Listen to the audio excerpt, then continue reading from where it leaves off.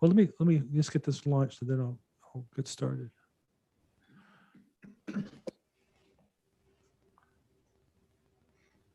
Okay. Mr. iPhone or Mrs. iPhone, welcome to our call.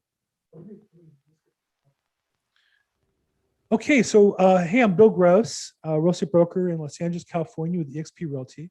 And this is Probate Weekly. We just renamed this call Probate Weekly. We do it every Thursday, 4 p.m. Pacific time.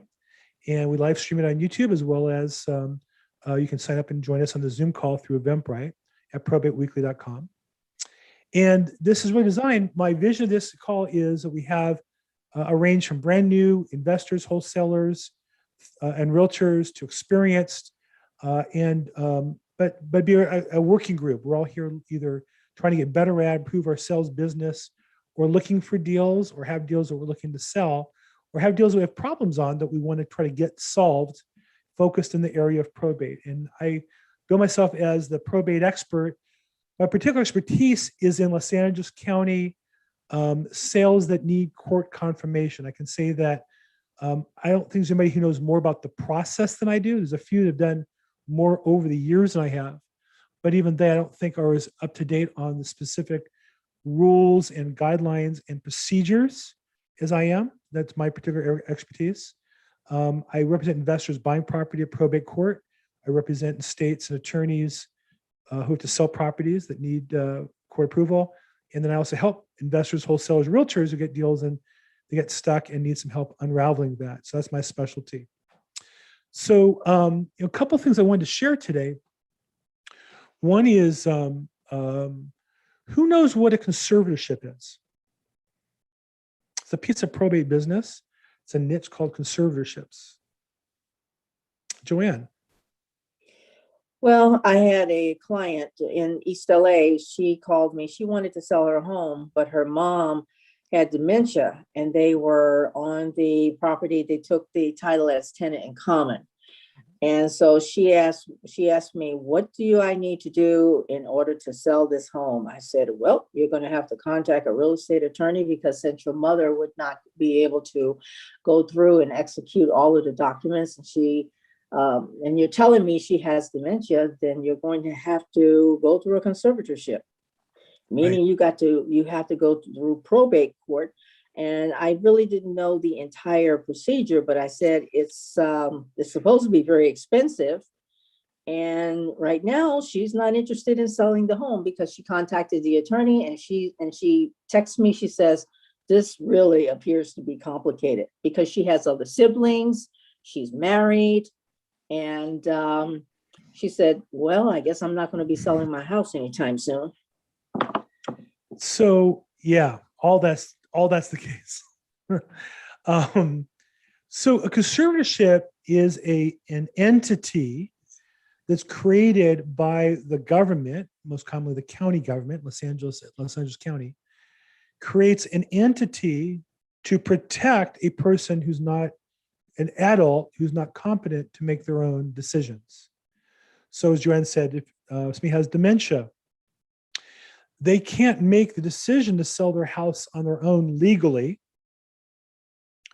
So what would happen would be somebody, family members or whoever, would go to court and say, please, we want to create a conservatorship to make decisions for a parent.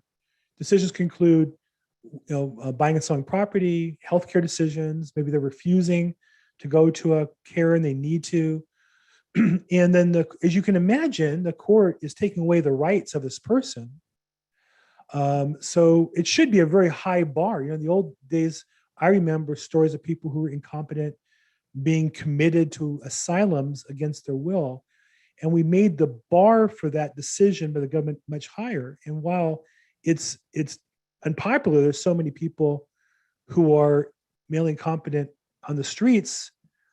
The flip side is we don't have people as easily put away against their will. That's the trade-off.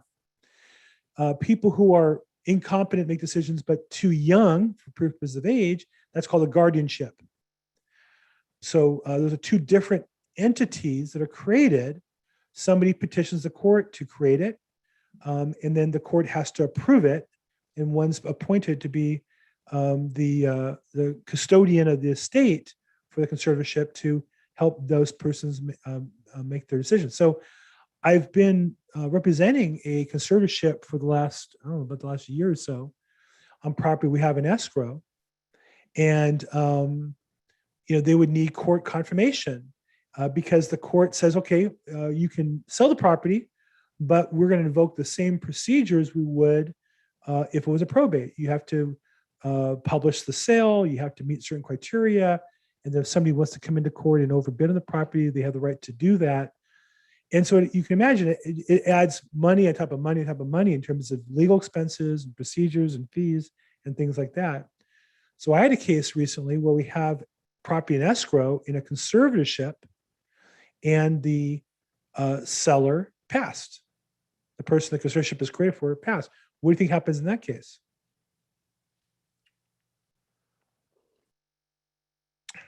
Anybody have any guess?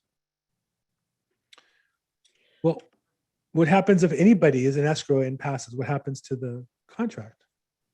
It's not void. It's not void. It's null and void because the person did pass. I mean, you don't have a contract anymore. Right. It is void. It's voided. It's no longer a valid contract. So in a conservatorship as well. However, in this case, the conservator, before he passed, moved the properties into a trust.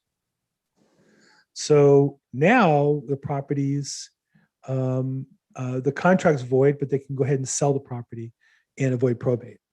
So really important that when you get people who have conservatorships, by definition, or I should say most commonly, people have illnesses. They're in a coma, they have dementia.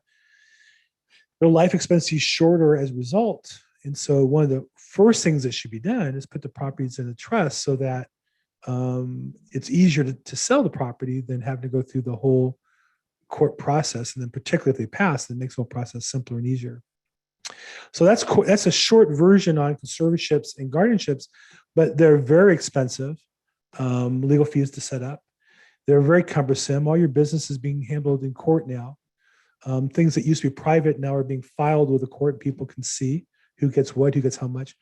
Very famous case of a conservatorship right now going on is Britney Spears. If you remember Britney Spears, she's an actress and singer who I think due to drug problems and was declared incompetent to handle her affairs with her family or children.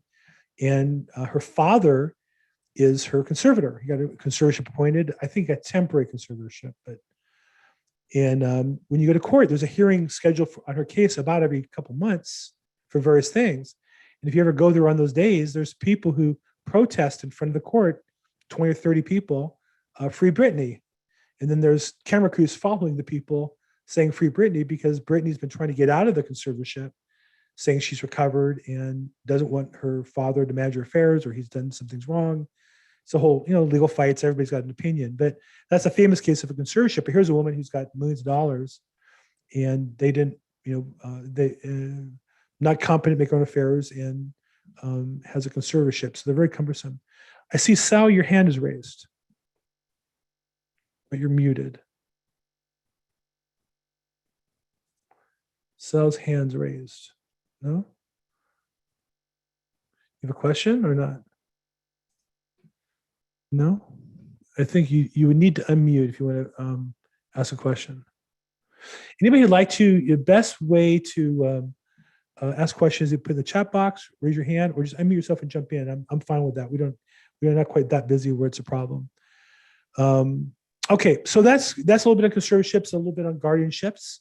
Another piece of the puzzle of probate that I think is fascinating, and I learn stuff about it all the time. Anybody have any questions, challenges, or problems regarding probate real estate they'd like to share with us today? Quiet group. No? Peggy. Peggy, raise your hand. Yes, you can go to the restroom, Peggy. Go ahead. No, I have a problem. I'm here to help. My brother-in-law put everything he had in a trust, irrevocable trust. When that went into the trust, there was no assignment created where the properties, there's two properties, were recorded. So there's no assignment that moved the property out of his name into the trust. Right. And he died. Right. Very common. And the people that own the note or that are to pay on the note stopped paying on the note. And they did get an offer for a property for one of the properties, and we couldn't sell the property because the note is not in, it's not, Peter's dead. Let's just put it that way. So I was thinking maybe I could call the, it's in, I don't know, South Carolina or North Carolina or someplace. And I thought I could call the title company and see if they had a resolution. But I thought I'd talk to you. Well, thank you. I'd be glad to reach out. If you figure out which state it is in, I'd be glad to try to find a colleague in one of the states. In California, I know the answer to the problem. I don't know the answer if it's the same or not. In California, let me back up. It used to be common that if you had a trust and you wanted to refinance, the lenders would make you deed the property out of the trust, and then you'd have to remember to deed it back in. The lenders didn't want to be responsible. The escrows didn't want to be responsible. And as a result, customers really got screwed. They had properties, they spent money on trusts and didn't get the legal protections they were afforded. It happened a lot. Now, at some point, lenders changed the rules, and nowadays they'll review the trust and allow it to stay in the trust, given certain conditions. But there's two circumstances. Some of those people never put the properties back in the trust. Second, I forget the number, but I want to say like over half of people who do trusts never fund the trust. They never put the assets that they wanted to protect into the trust. There are cases also where people get a trust set up and then buy another property out of the trust, never don't remember to put that in. So there was a famous court case in California called Hagstead, Hagstad, Hagstead. And in the Hagstead case, just to summarize, I'm not an attorney. I'm not giving a legal opinion, but I've seen enough of these in court to know, and I've seen the filings and I've heard presentations by attorneys, that basically it's saying the intention of the party was clear. They wrote a trust and it references putting all their assets, and it lists all the assets they had at the time, that it was their intention to put this asset also in the trust. Maybe they listed 10 properties and left one off, as an example. Or again, they had it in the trust and they pulled it out. Obviously, the intention was to put it back in. They only pulled it out for the purpose of a refinance. So depending on the circumstances, and depending on if there's other parties opposing the petition, I've seen a wide variety of cases where people who have property outside of trust were able to get it deeded in the trust. Now, again, that's a California case. Certainly similarities in most states. I find these issues are usually common in other states. In other states aren't as particular on the law as California is on details. But it's certainly worth asking if that's the case elsewhere, because the problem is the same everywhere. It's just I know the solution in California because that's where I worked. But again, if you send me the particular state and property address, I'd be glad to send to a colleague, have them pull the title up, see what they can find, and see if they can help. Yes, so that's why I was thinking title company. They would be the ones that cared about that, right? Yeah, I don't think they're going to answer your question. I think the a real estate agent could call an attorney they work with and get an answer for you. I think that'd be the best way to go. And if the solution is filing this competition, they'd be the people to do it for you. So I called it with Legal Shield, and the first thing they said is it needs to be probated. And I'm like, why does it need to be probated? I don't know enough about probate to understand that it's listed in this. It's listed in the, like you said, it's listed in the trust. It never got funded. Well, they may know the local state law. I don't know that particular state, but like I said, California, one option. He died in California. Therefore, they're assuming it's a California probate, but the property's in South Carolina. It could be a California probate. It could be done in California. So you might want it to be done in California. You can do the Hagstead. If they don't do them in South Carolina, you could look, if South Carolina allows you to do it there, you can do it there. California, we do probates here where people are residents here, die here, but they have out-of-state property, and then you could have the court, write the order to move it into to the trust. What does that usually run about? Do you have to actually go to court? It's not cheap. I mean, how expensive is the property? The property's worth under $10,000. Wow. Yeah. Well, a California probate is if the whole estate assets are under $150,000, Way Yep. under, yeah. then you can do I forget the term for it, small probate or small state probate, where it's a much more streamlined process for things like this. So it might be worth probating just because it's not a normal house. I've never seen done these small properties. I've only seen bigger ones where you have more legal fees involved. But I think a smaller one, you could probably probate it if the estate's under 150, and it might be the easiest way to go. Hi, Bill. My name is Mark, and I was wondering, could you please, I was a few minutes late, tell us like what the purpose of this particular meeting is and what we're going to be discussing? Okay. Hold on just one second. Peggy, did we answer your question? Oh, it created more questions. So yes, thank you. Well, maybe we can talk offline. If I could help you offline, I'd be glad to. But this is the kind of stuff I want to work on. So, to answer your question, Mark, I'm a real estate agent. I'm not selling anything. My goal is to get people who are working in probate real estate, want to work in probate real estate, want to learn about it, to share ideas, share problems. I love people to bring properties to sell here. I love people to bring, they have properties under contract, either wholesaler or off market real estate. And we have investors who like probate situations. So I've been doing this about a year. It's about as simple as that. I'm open. I've sometimes been guests on. I've had attorneys, accountants, different vendors, but it's really designed to help. My vision of this group is we're a group of working together to help support each other.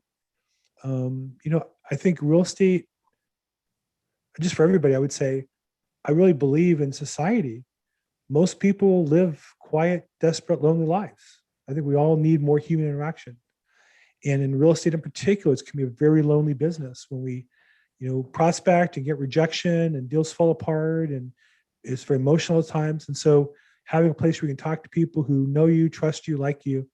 So my goal was to create this as a workspace for us to get together once a week and evaluate deals, solve each other's problems, learn a little bit about probate, start off today with a little content on conservatorships, and to create a network of referrals. Here Peggy's looking for maybe a real estate agent in South Carolina, or maybe not in this case, but we get referrals from time to time out of state in other areas, and want to create a sense of referrals. So that's my goal for the meeting, Mark. And if you have questions, we can talk offline. I'd be more glad to go over it in detail.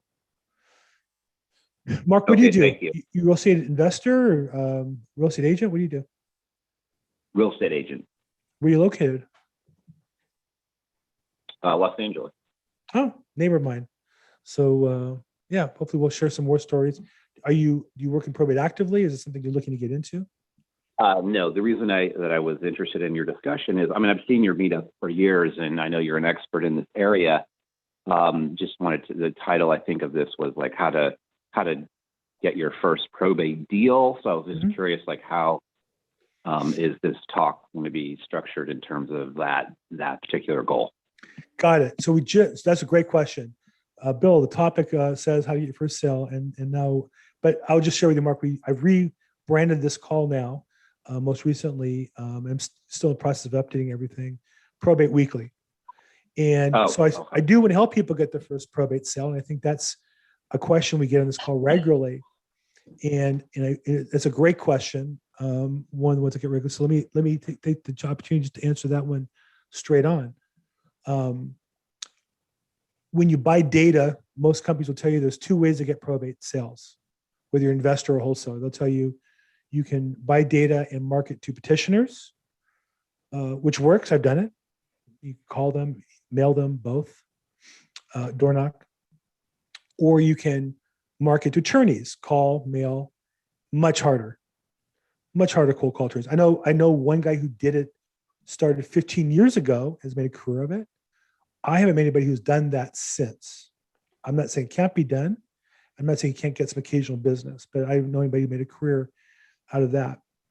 I've identified 9 ways to make a sale in probate, 9 other ways, 11 total. For brand new agents, I think that the best way to get involved in probate, because you have to build your sphere of influence and start with that. I think you can also look in the MLS for all probate properties in your geographic area, adding that into your business model, and preview them all and look at them all. And if when you find the occasional deal, publicize that to your group as an area that you're a specialist in. But I think it has to be a piece of your business when you're starting out, especially, but you really have to focus on some other things.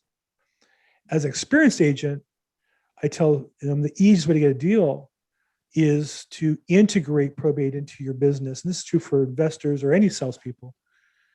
Integrate it into your regular past client center of influence marketing as a way to avoid probate, get a living trust, identify your database, segment your database by those who have a living trust and those that don't. Those that don't, promote them to get one. Those that do, ask them who did it. If they're happy, ask to meet that attorney to refer business to them. It's an easy way to meet attorneys is, hey, my clients, Mary and Joe, who bought a house from me, had a trust and said, you're the greatest. And I talked to other prospective homeowners who need trusts. Are you still writing new living trusts for clients like them? And in non-COVID times, that conversation should end up with an invitation for coffee or for lunch.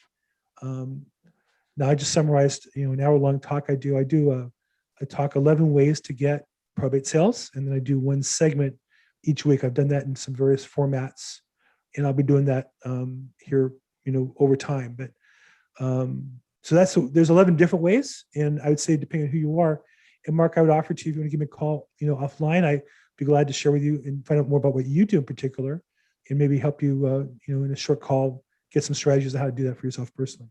Okay. Oh, I do have a quick question for you, if that's okay. Yeah. Do you think that in terms of the prices and the values that you can get in a probate sale, is there just a lot of competition that the prices end up being basically the market rates? So there's no advantage of going through the probate system because it's just going to end up to being the same price as stuff you find on the MLS. I'd say that like all niches, the majority are pretty much close to market price. There's some that are a little bit of a discount. And then I've been able to find from my investors 2 a month that are worth buying and making money on. Now, when you talk about, let's talk about for a second, fix and flip properties, right? When you buy a fix and flip, you're buying something that's not just cheap because it's in probate, but it's the before picture, the before and after, right? Somebody lived there for 50 years, and very commonly older people don't maintain the property. They didn't need to. They only lived in a couple of the rooms. But there's a lot of deferred maintenance. Maybe it needs to be completely remodeled or refreshed and updated, recarpeted, painted. Could be more substantial. Or it could be neglected for years. Oftentimes, old people have been living in a home for 2-3 years, or they passed 2 or 3 years ago before the probate happens, and the property's really run down. And so I would say there's a market price for that flip property. And flippers are always looking for, how do I find a property at that market price? I can buy a property that's only worth $400,000 in its present condition. And if I can spend $50,000 or $60,000, and I'm into it for $460, if I can sell it for say $550, fully retail ready to go, with a retail buyer who can maybe get an FHA loan and put 3% down. So to answer your question, I would say there's 2 aspects to it. I think that for the guy who's fixing and flipping, or the gal who's buying properties for the purpose of reselling them, that they're always looking for opportunities, and that they're not necessarily going to get it below the value for that property by much, but the nature of properties and those conditions are what they're looking for. They're looking to buy, old clothes, and they're going to recondition them and sell them as new or as refreshed or remodeled, refurbished. I do think for that buyer of the property, they're going to get about a 3 to 5% discount to the price of the property in that condition, meaning the same property, I believe, if it sells on the MLS at 400,000, I think you can buy it at probate court for 385, 380, maybe 385. So if you're buying properties at 400,000, for the purpose of fixing them up, spending 50, 60,000 to sell them at 550, if you can buy them for 385, that's some extra savings. It's not a lot, but it is a savings of maybe $15,000. So most of these properties go to professional fix and flippers. And the other thing I would say to you, Mark, is that I talk to investors every day who will say to me, well, I'll look at property anywhere. I know that's not true. I know they're not going to buy it anywhere. If I look at where they bought, most commonly it's not anywhere. Typically, they're going to buy a certain area geographically they like better for whatever reasons. A certain type of product they like better.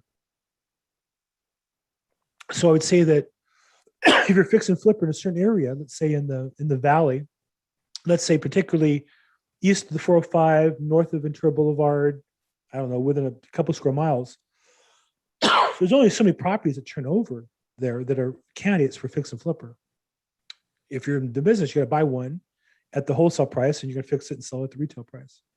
So I'd say for the professional investors, they're there. They're not there for the brand new investor who doesn't know what he's doing, because his margins are going to be higher because he's spending more money on things. Does that help answer your question a little bit? Is that close? Yeah, so it sounds like there's still a value add opportunity, just like in the open market, is what you're saying. Yeah. Well, there's the same value add opportunity. And sometimes there's a little better deal because you've gone through probate. And I think probate has a little more, you're buying it differently, right? If you're buying in the MLS, you have certain privileges or rights or procedures that you don't have in probate court. Probate court, you're buying it overbid, you're buying it as is, you've already done all your due diligence, there's no backing out. And you put 10% cash up front. You could buy it in the MLS before it goes to court, if it's going to go to court, or you can buy probates that don't need to go to court. I think for a new agent, finding the ones that don't need to go to court would be the more fruitful place. I'd pull them all. Look, if I was a new agent, I would have a fairly defined, much smaller geography, and pull every new listing that shows up there. And if there's some probates, I would check it out and come on this call, and I'd be glad to help you figure out what that particular property means. Most agents, when they're new, I literally had one I coached this week. Yeah, my territory is the 110 freeway to the ocean, and from Long Beach to the North Valley. And like, no, you're never going to learn anything about any of those properties. You really need to pick one area. And I got him down to what was the area he picked? One area was like View Park or something. And they called me back an hour later. No, all of 90016. And I'm trying to get him to pick a smaller area and then master that, and then grow out a little bit, because I think that you have to have some expertise or value that you bring to the market to get paid. If you're the master of everything, you're really the master of nothing. And so to answer your question, yeah, I'd say there's the opportunities that exist in the marketplace for value add, and there might be a premium for some of the probates. I look for ones that have a premium, just like other agents might look for those in the MLS, where they may be a little below market or could be had below market. And the thing I like about probate is there's a defined date and a defined price. So for me as a businessman, that works well for my business model. Okay, I hate to dominate the conversation, but I do have one more question, and I'll let other people have a chance. Go ahead. So as a thank you. Yeah, great explanations, by the way. Thank you. As a newer agent, how do we find these listings, probate listings? Are the judges there, like, they have a list of agents and they go just down the list? Okay, I gave it to Bill last time, I'll give it to Mark this time. How do you get probate listings? We've seen them in the MLS, and we know that Kennedy Wilson is a huge company that has, probably hundreds of probate listings. Well, okay, so you cover a couple things. First, judges have nothing to do with the process. They approve the sales, but they don't have anything to do with who gets the listing. The listings are ultimately decided by the estate, which can be an executor or administrator, and are often guided by or sometimes are the attorney. Sometimes the attorney is the executor. But what if the state? I'm sorry to interrupt you. What if the state is the executor because the person died intestate without a will? So they can die intestate, and a family member can still file probate. In fact, most probates don't have a will. One of them, so that's not the issue. The state rarely is the executor administrator. There are quite a few. You point out Candy Wilson. The most common the most common administrator is the County of Los Angeles. A couple of reasons why. People might pass and they can't find heirs. That's when the county steps in. It could be that no heirs want the job and the county is going to force the sale because the property is abandoned, property taxes aren't being paid, and so at least they'll generate the revenue by doing that. So there's a couple of cases where the county is going to step in, and they're the most common. They're not a majority, but they're the most common. And the county's approved vendor for their listings is Candy Wilson. The County of Los Angeles, as you can imagine, is a big enterprise, and they have a contract that they put out for bid. I want to say annually. They put out what's called a formal request for proposal, and you have to respond with a formal proposed contract and explaining how you're going to meet their particular needs. They do their listings at 4%, 2% to each side.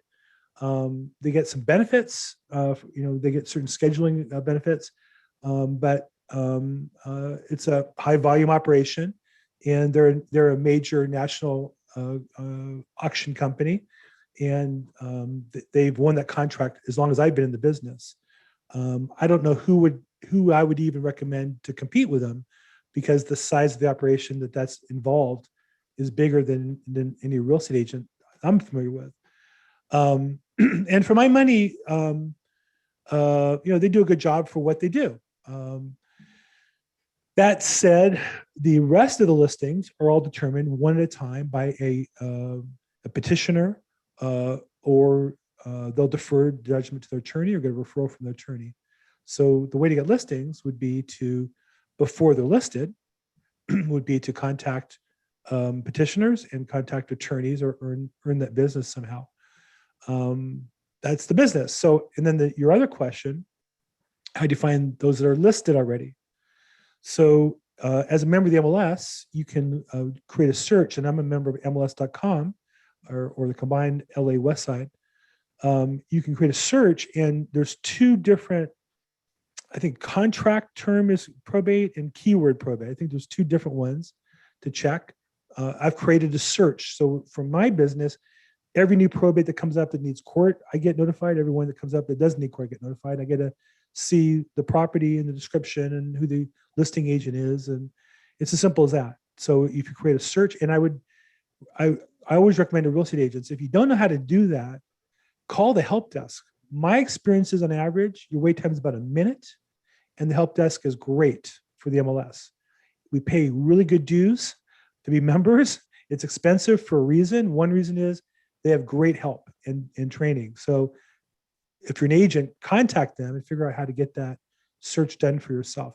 Now, for most agents, I would say, limit the search geographically also to the area they're really going to service, or you might have two searches, one just to see all the listings, and then one the area they're going to sell.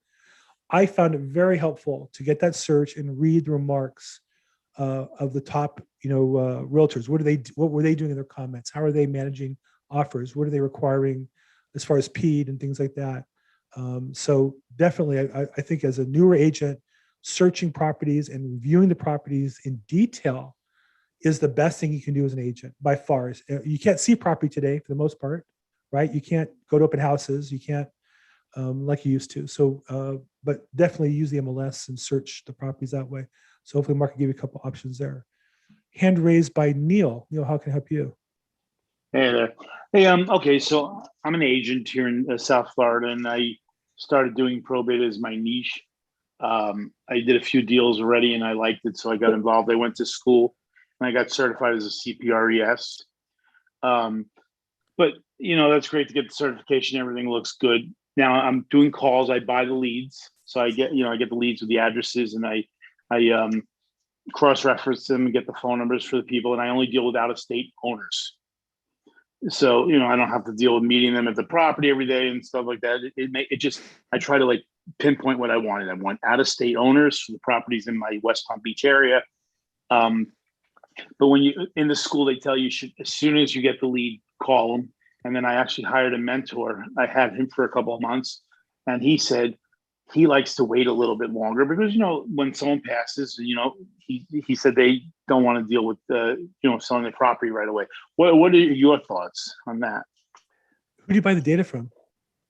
Through MTI, I go data. Is it Data First? Yeah. Yeah. MTI, Mike Torres Inc.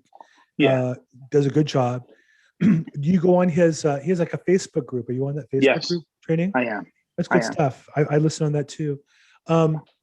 So, and then you get data from all Palm Beach County or just your area? You said I get it for Palm Beach and Broward. That's all. I can get it anywhere I want, but those are the two counties I pull it for. But those because two counties, like you said, I don't want to go crazy in this. There's at least 200, 300 leads each month for me in each county. And 200 or 300, and then other 200. How many are out of state? There's a 200 or 300 out of staters, or those are out of staters. Yeah. Okay, so that's a good number then. And it is. And do you mail as well, or no? Only? I cold call. I try to pop out 25 to 50 a day. Good for you. 25 or 50 contacts or dials? Contacts. Well, no, excuse me. Let me say dials. I'll leave information on the thing to give me a call back. So it's about an hour phone calling a day? Hour and a half. Yeah. Okay. Especially when you get someone on, they like to tell you their whole life story a lot of times. Right. But you have to be sympathetic. I wouldn't wait. I think that my experience is they filed the probate because they're ready to deal with the probate. They basically, they walked into court, they know it's public information. And by the way, I don't know if you know this, but they're getting phone calls from day one. Investors, they're getting calls from realtors. I know they are. That's why I wanted to wait, see what was laying around left over type of thing. Well, okay. I think that's okay. But I think that, look, you can only call as much as you have time for and as much as you're going to do. So if you said to me, should I call right away or wait? I would still call right away because you're going to have a chance for more business right away than by waiting. How long in Florida today is the time period from the filing until they have the letters of authority? About 2 months. So here in LA, actually we're getting hearings now in 2 months again, down to 2 months from 3 or 4. And though less than half get it on the first pass. So you're going to have to wait at least 2 months. Right. Anyhow, but I do think that when you call people and you get them on the phone the first time and you're taking notes who they are, you can get rid of the ones you don't want to deal with. You can hone in on the ones you want to deal with and get the backstory and who the person is and start the process with them. I have found that calling them and offering to go drive by the property, give them a little more information. You drive by and you notice something's wrong with you, call them right away and tell them, hey, I notice there's a squatter, there's a this, there's a that. Look in the windows. They're worried because the brothers live in the house. They hate the brother, and you go by and tell them, he's there. He's got a car. That's currency in the relationship. And I also offer them. I'm sorry. I also offer them. Look, if you need anything, I'm not pushing you for the real estate deal. But if you need a mover, if you need an estate person, since I'm here, I have a lot of people I've vetted already, and they like that. Yeah, and I think especially today, with interest rates going back up, I mean, I don't know that anybody really necessarily accepts that real estate values are going to go down. But if interest go up, sustained period of time, real estate values are going to go down. That's just how life works. And I think I might say, look, you're 2 months away at best, but it doesn't mean we can't get started now and knock out things that we can do today.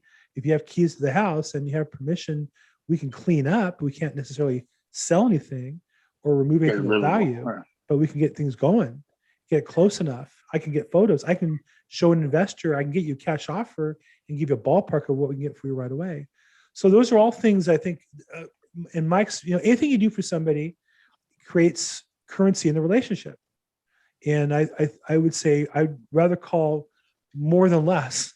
But if you said, but Bill, I don't have a time to do that. Okay, that's a different question. But I do think that earlier is better than later and more is better than less. That helps answer the question. That's fantastic. I see you keep talking about LA, obviously, because you're in LA, but it seems like everything has to go through the courts in LA. Here, 90% of the time, the courts give the PR full authority. So they have the right to sell it without going to the courts. I mean, do you guys have the same thing? Oh, you do too? Yeah, we have 800 filings a month, and maybe we have 35 or 40 sales a month. So Okay. I'd say 95% of real estate. Well, that's not quite true because not all have real estate sales. So, but I'd say 90% of the real estate sold in probate does not go to court for approval. Now, the 10% that does, I'm right there to look for the good deals, and that's my niche. And so I think for most realtors, that doesn't make sense for them to compete in that niche, because the good realtors have other business that they're busy with. It tends to be more localized. I don't. If I was selling a bunch of houses in the South Bay or Pasadena, it's harder to also compete with me on fix and flips in South LA or out in the Valley. So there are some agents who specialize in probate. They tend to focus either on attorneys or on the reps. I tend to more focus on the court is kind of my farm area, if you will. I'm trying to make this what I deal with. My partner takes care of like first time home buyers, and I'm going to take care of this now. And I'm going after the reps. That's where I'm focused on. A couple of weeks ago, you had a guy on here, and he gave his speech he does to the clients when he calls them. Mm-hmm. It was excellent. You don't know who he is or how to get that speech, do you? Because that was, Josh. I mean, yeah. So Josh, it was like 3 weeks. Oh, Josh. Okay. Josh Vigo-Fass, great guy. I don't have like the videos indexed or anything. I'm not quite that No, today. Obviously. But what I will say is that I know where his training is from. I like Mike Torres's training, MTI, and the CPRESS is a good certification. I would say the better coaching and the better certification training is alltheleads.com. I was going to go to them first, but they just never answered the phone. I called them like 10 times, and I went to MTI. I'm actually on their email list. They keep sending me emails, texts every day. Yeah. So I don't know. I can't explain that, but what I can say is that on their website, which has the answer to your question, the scripting is there, alltheleads.com. Yeah. They give away more great training than anybody else sells. Excellent. And they have a weekly hiatus for a couple weeks, but they're all recorded on their website and they're all recorded on their YouTube. And they have a monthly role play, specifically role play, and they role play that script. And it's recorded on their website. It's also recorded on YouTube. So I'm gonna check that out. People I bring on my team, I actually make them do a training an hour a day. And for people like you, I would say you should listen to as much of that as you can stomach, and then a little bit more. I will. It's really good. The head coach there is Chad Corbett. He really was my original coach in probate and really got me on track and focused. And I would say he's responsible for a good chunk of my success as a probate agent. He's really phenomenal. So I would definitely check out alltheleads.com. And I like MTI, and I watch their Facebook group. Okay. It's good. Yeah. I think that All the Leads is just a different level. Yeah, the training was okay at MTI. I didn't really love it, honestly. I learned enough. That's why after that I went and hired a mentor, and he helped me quite a bit. Mm-hmm. But he's not like my personality. I'm very like, I go right at you, and he's very laid back. And he's the one who says, wait 3 months before or 6 months before you contact him. I'm not like that. I like going for the kill right away. Neil, where are you from? You're not from Florida. Where are you from? No, New York. How'd I guess? What part of New York? Born and raised in Manhattan and lived on the island, Massapequa Park, Haverstraw, Queens, all those areas. Notice is the island. There's like a million islands in America, but to guys like you, it's the island. Yeah, it's the only island. Exactly. You got two things, the islanders and the island. Got it. My daughter married a boy from Plainview, kind of right in the middle of. Oh, yeah. I know Plainview very well. Yeah. Okay, good. He's on the island. Yeah, he has to say he's from the island. He says from Long Island. There's some New Yorkers say the island, others say because Manhattan's an island also, It's the city. It's the city. Long Island is the island. That's it. There's a lot of cities in America. New York's one. There's a lot of cities. We could argue this one all day. I know. I'm gonna lose that I one. think I Too. got Okay. see, there you go. There's another New Yorker right there. We're Okay. arguing over who is my daughter's pregnant. We're arguing over the baby going to be in a New York Yankee uniform or Dodger uniform. I think I lost that one Ooh. to my. I was my gonna say you son-in-law, lose on so- that one. Yeah, I mean, I think if first grandkid, he's entitled to whatever he wants. So I'm giving that one. Okay. I Good. appreciate the info. Thank you so Good, my much for that. pleasure. Yeah, my pleasure. I got a question here in the chat box from Andrea. Mentioned realtors bring back the group pitch listing, just for clarification. After finding the deal in the MLS, you're saying bring it to the group. At that point, I must be listing agent first and then bring the deal to the group. Well, no, I mean, I think when I say pitch property, I mean, if you have a deal, most deals are going to be off market property under contract, but you're trying to sell it, bring it here. I would say the agency for property off market, for sure, bring it here. If you're property that's on the MLS that you happen to know something uniquely about, I would say bring it here. But generally, if it's on the MLS, people have seen the property. If you have a problem, if you have a file, let's say a property that you want to understand, how do I get my buyer in on this deal, or how do I, what's the story behind it? I'm always glad to go through case stories of properties. So if you have a particular one that maybe you call the listing agent, they don't respond, you don't know why, maybe I can walk you through that. I would say best if you could send it to me ahead of time, because sometimes I can research it. I have to tell you, all day long, as a result of this call, I get investors, wholesalers, and other agents who will say, "Hey, Bill, I got this listing, I got this lead, I got this deal," and there's a story to it, and it's interesting. And I feel like I live in this reality show where my job is to figure out, what's going on, and researching in the public record information, researching in the probate court files, my own database. I have a database. I subscribe to 4 different services, and then we also scrape data, and I kind of put it all together with some virtual assistants. So I love researching and uncovering what the story is. I have another call I do on Tuesdays, and there's a gal there who works distressed properties, and she had a property she found, and it turned out it was a probate, but it was also being litigated. And the challenge of litigation is, it could go on for years. But as I said to the group, if you get to the person in control, then you can help solve the problem, perhaps. And I saw what the problem was, and perhaps I can help it. So, Andrew, to you, I'd say if you have a deal that's a problem, bring it here. Or if maybe you want to present to your buyer, but you're not sure how that really works, as an agent, bring it here. If you could send to me before the call, I could share it on the screen and we can walk through it together. Okay. Good. Glad to help. Glad to help any way I can.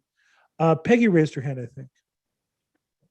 I did, but then I put the question in the chat. Oh. I'm just curious if any of the real estate agents ever asked the sellers if they would do a carryback, if the family would do a carryback. It opens up doors for more people to come in and gives other people opportunities to purchase. Yeah. Yeah. I mean, to me, it makes sense that there should be a good percentage of that business done that way. And I've never seen it done. I've never seen a sale confirmed that way. I've offered it. I think that, of course, if we don't know how to do it properly, we won't have the confidence to present it. But and I think the other reason why, Peggy, is in a normal sale, there's no tax advantages, but in many of the probates, there's a free step up Right. in the basis. So they're not trying to avoid a taxable issue the same way that a normal sale is. So it's not as common, but it happens. And I would say it's certainly worth, any realtor knowing. Do you do private notes and that kind of stuff? Is that part of your portfolio? My own? Yeah. Yeah, I had in the past. I don't do that anymore. I do 1031 exchange. It's all about equities, and there's 100 ways to put a deal together. Right. So, I mean, real estate agents I have found working in several different offices at one time is they only know cash. They don't get educated in creative financing, et cetera, or using equities, Right. or 1031 or any of that. Well, the thing I would say to people is we get paid to solve people's problems. Sometimes the problem is just selling the house. Sometimes the problem is they have an asset. Now, what are they going to do with it? Imagine today, we all think it'd be great if somebody passing and gave us $1 million. What would you do with it? Right? Well, the stock market's been way down the last few days. You might be scared to put in the stock market. You could say, well, buy real estate. That's such a simple thing. You got to find the right property. And sometimes carrying a note is easy, especially if the security is a property that you know and are comfortable with already. You know the neighborhood, you know the house and such. So I think that there should be, I think that you're right to ask the question. There should be a lot more cases where sellers carry notes rather than selling for cash. If for no other reason that it's a superior investment than what they're going to do with it. Peggy, you have a client I referred to you who's just sitting on cash, doesn't know what to do, right? And it's not such. On one hand, that's a good problem to have. I wish I had that problem, too much cash. I don't have the problem. But on the flip side, for the person who has a problem and needs to do things with the money, it's a problem, right? Yep. So And good then the question. other side is a reverse mortgage. You can't carry back with a reverse mortgage. It has to get paid off, or they'll foreclose and take the property. And Right. most of them don't give you much time. So, Right. The reverse mortgages are not the majority of probates. They're still a small minority, but a growing frequency, but still a very, very small minority of overall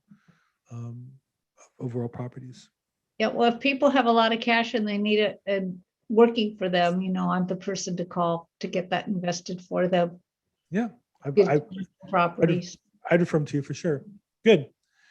Okay. Well, I think we're kind of coming up in the witching hour here. I got to run about 5 minutes. So thanks for participating. This call we do every Thursday. It's probateweekly.com. You might want to pay attention because we're going to have to change we haven't had a problem here this week. We've had problems on my other call where we got Zoom bombed a couple of times. And so for security, you might change the registration here. But so pay attention if you're interested in coming back regularly. Love having you guys on regularly. My long-term goal is to be working together, pushing each other, supporting each other, helping each other. And that, I think, creates opportunity for all of us to achieve our goals, whether you're a brand new Asian investor or you're longer term and looking to grow your business. So I appreciate your participation today. If I can help in any way, call, text, email, Bill Gross. My number is 310-210-0008. I am the LAProbateExpert.com. And this is Probate Weekly. Thank you so much for participating. I really appreciate you guys.